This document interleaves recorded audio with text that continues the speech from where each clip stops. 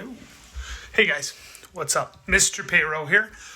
So just heading down to my nice clean basement. Of course I don't have children running around at all. For your live lesson today. Well, it's kind of live your tape lesson, but so today I have two cute little people that want to introduce you what we're going to learn about today. So without further ado, here you go. Welcome to our house. Today's lesson is going to be about the Big Bang. What are we going to learn about today? The Big Boom. The big what? Boom. All right. So where should we go? All right. With me.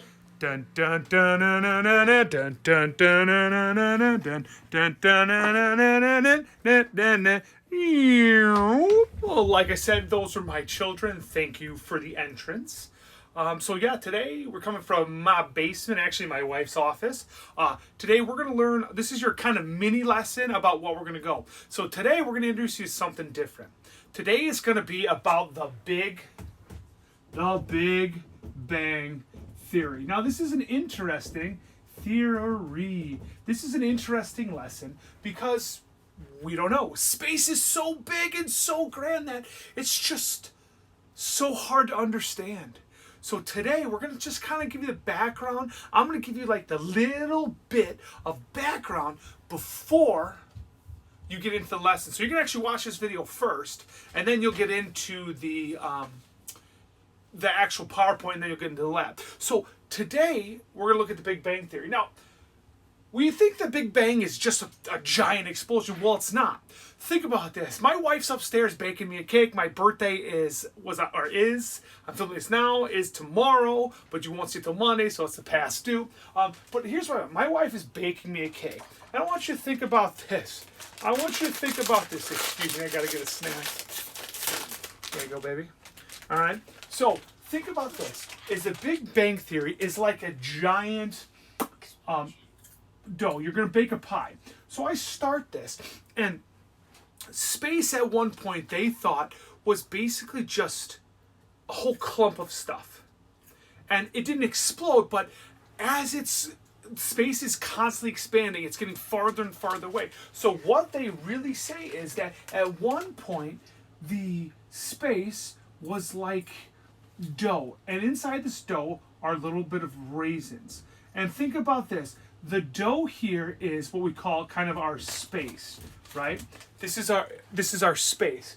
And the little tiny raisins that are in here are what we call our galaxies. Now, our galaxies there's billions upon billions of galaxies. Now, we live in the Milky Way galaxy, and that's what we are. We're part of the Milky Way galaxy. The Milky Way galaxy is 100,000 light years across. So, but basically the Big Bang Theory basically states that as when you cook, it gets bigger. Well, the raisins are clumped like this, but as this rises, I cook it, the pie gets bigger and bigger and bigger. And so then I take out, the ding, ding, ding, takes out of the oven, I get this giant big pie with these galaxies now spread out all over the place. Now they were at one point clumped together, but then as things kind of blew up, it's not really an explosion, it was like a what's it called, like just it opened up, right? It kind of opened up the floodgates to allow this mass to kind of spread out. Just like when you open, like if you ever build like a dam and then you break and all that water comes out, that's basically what happened Big Bang. All this material kind of expanded out. And so the galaxy or the universe is slowly spreading out. And there's theories upon theories of all of this stuff, so it's constantly spreading out. And there's things you'll run into your what's it called, your PowerPoint, and it'll give you some like spectrum, a red spectrum that we'll get into in a second. Okay. All right, so now I had to change the board a little. So I got my two little assistants. Say hi, Cosette. Hi. Hi. Say hi, Drake. Hi. Okay, so I wrote two people on the board. Drake, can you read them off for me? Who's that? Isaac Newton. And Albert Einstein. Albert So Einstein. these two, are you guys good? Yeah. Good. Thanks for helping. All right. Goodbye. Go play. Time out. Come back here. I need this. Thank you. Thank you, sir. All right, so we have. Let me do this. I'm going to raise this up a little more so that I can see it. So today we have these two guys. We have Isaac Newton and Albert Einstein. These two kind of had these ideas. The theory of gravity. We all kind of know that gravity kind of pulls everything to the center. And then we have Albert Einstein's general theory of relativity. His is a little hard to explain, and I could spend an entire day on this, but I'm not going to. Basically, think about this, is that you have a big mass, and it warps time and space, brings everything together. We're just going to keep it like that. So, but these guys actually, this is actually known as kind of what we call Albert Einstein's greatest blunder. But there was a guy named Edwin Hubble, so Edwin Hubble, who in 1920, yeah, name sounds familiar, right? Hubble telescope. Edwin Hubble in 1920 or 1929 kind of came up with this idea of what we call, kind of to help explain the Big Bang Theory, called. I'm teaching right now, baby. Thank you. Known as kind of what we call redshift, right? So redshift basically kind of has to do with movement. So I'm gonna real quick. So give me a second. Let me erase the board, and I kind of draw a picture for you to help you understand. Thank you. Hi. So welcome back. So I had to erase the board because, of course, I don't have my, I'm at home, so I don't have my nice little board to shift. So we're talking about redshift real quickly. So there's this thing called the Doppler effect. The Doppler effect. Now, the Doppler effect kind of explains redshift. When you hear, hopefully you haven't heard, ambulances, things like that. You can hear them as they come by, and then when they go past, the sound changes. So think about this. I have this car, and as the car is moving forward, we have these sound waves. These sound waves are basically kind of crunched together. It's pushing the air forward, and it's compressing in the front, and this gives it a higher pitch sound. But then, as the car moves, the sounds get wider, creating a different pitch. So then the backside has a different sound to it. So that's basically kind of what redshift is. It has to do with the the types of lights that they have.